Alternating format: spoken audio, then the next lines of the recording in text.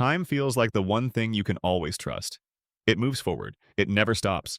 It carries every moment of your life from the past into the present and toward the future. But here is the unsettling part.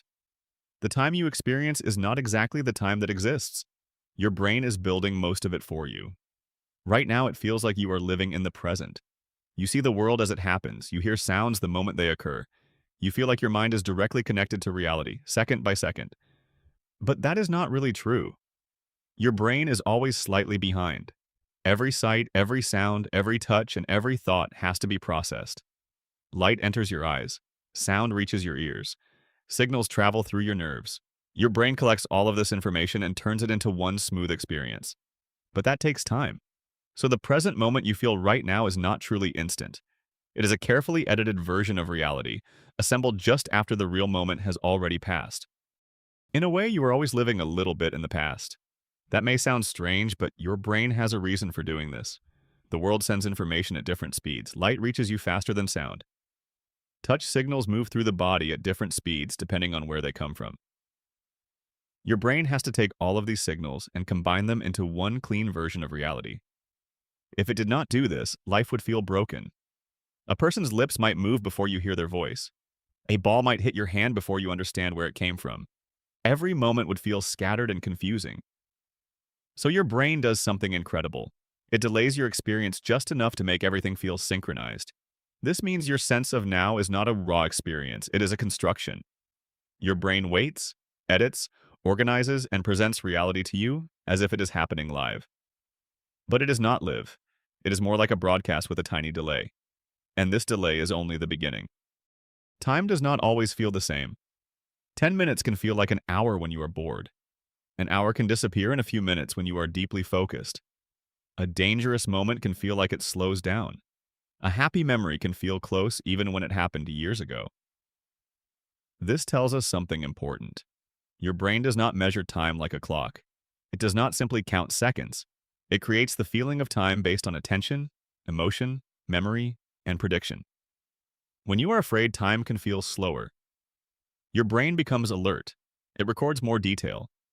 Every movement, sound, and image becomes more intense. Later, when you remember the moment, it feels longer than it really was because your brain stored more information than usual.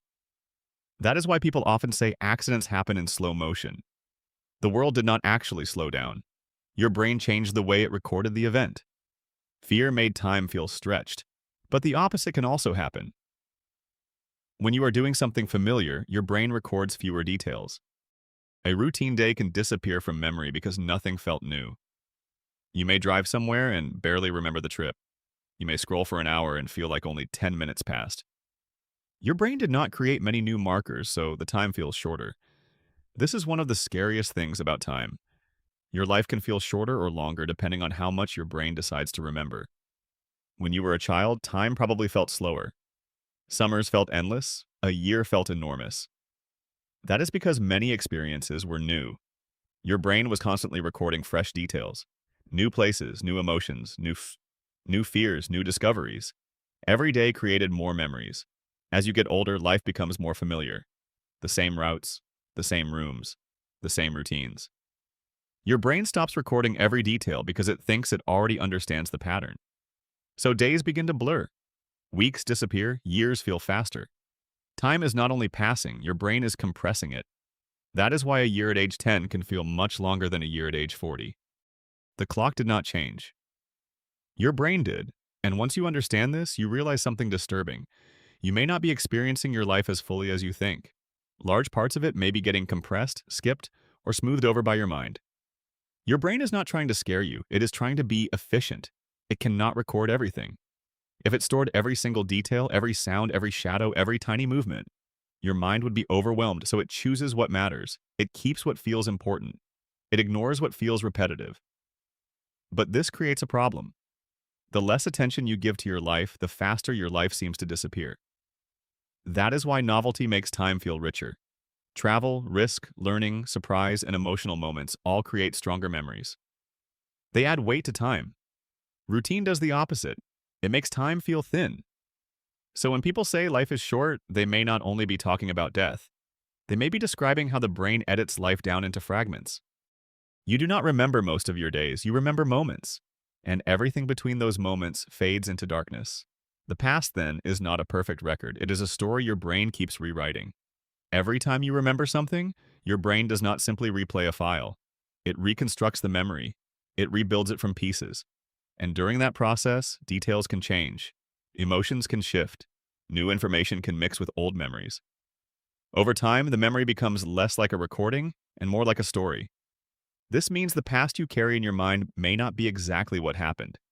It is what your brain has preserved, edited, and reshaped. Some memories become sharper because they matter to you. Others fade because your brain decides they are not useful anymore, and this raises a terrifying question. If your past exists only as memory, and memory can change, then how much of your past is truly real? The future is even stranger. You might think the future does not exist yet, but your brain spends most of its time trying to live there. It predicts what will happen next. It prepares your body before you are even aware of it. It builds expectations before reality arrives. When you catch a ball, your brain is not simply reacting. It is predicting where the ball will be. When you have a conversation, your brain is already guessing the next words. When you walk through a room, your brain predicts the space around you before your eyes confirm every detail.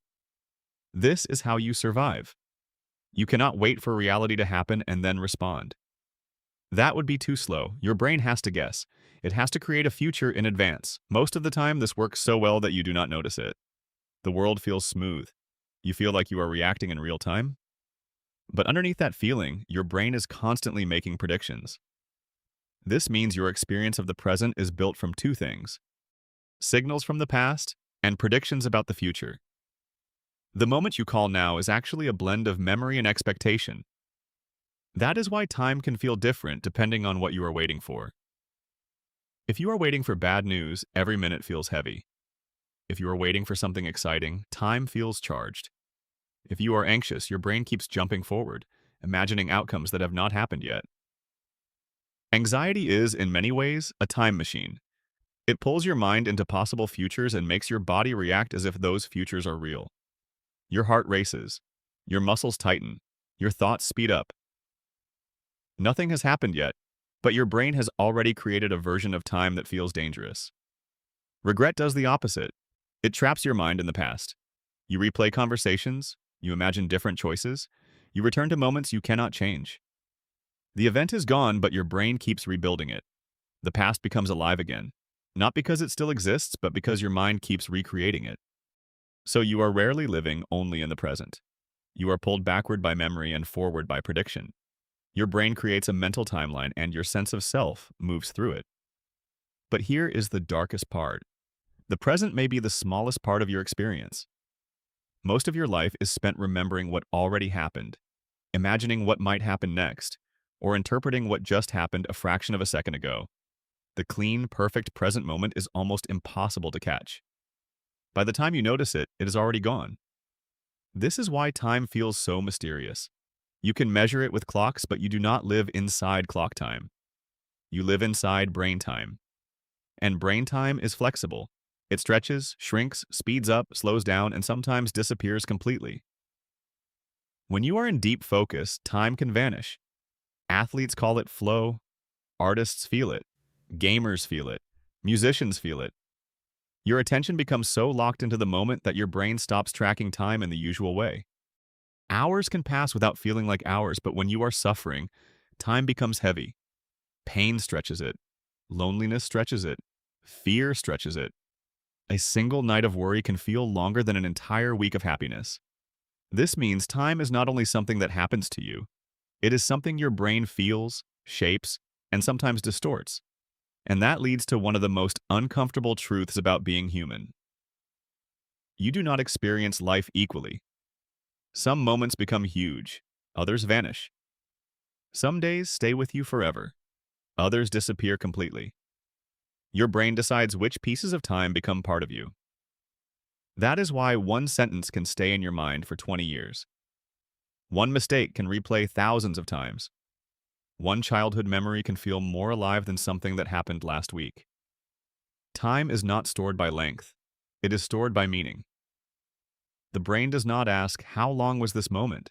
It asks, how important was this moment? This is why trauma can freeze time. A terrifying experience can remain vivid for years because the brain marks it as important for survival.